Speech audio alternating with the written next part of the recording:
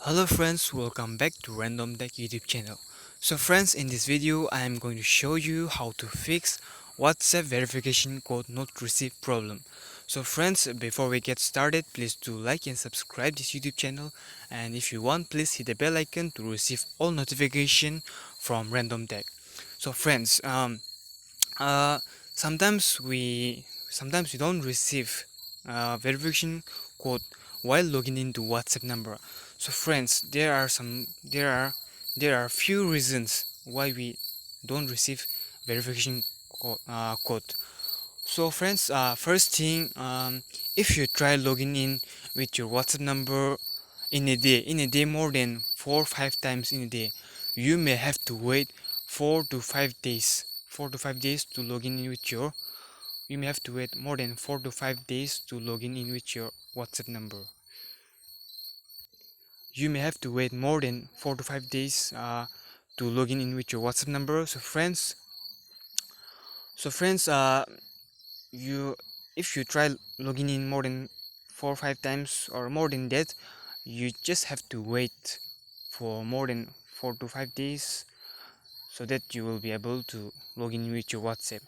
So for that reason, I can't help I can't help with any solution. I can't help with any solution. So friends, for different reason, like like you are not receiving verification code. There might be some reason like uh, WhatsApp update bugs while updating WhatsApp while updating WhatsApp into latest version. We may get bugs update. We may get latest version bugs. So for that reason, you can see, um,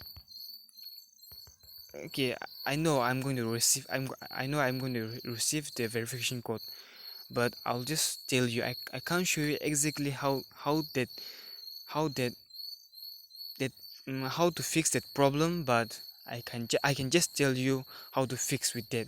So if you don't receive verification code, and mm, just you don't try many times. Just don't try many times to log in. Just wait.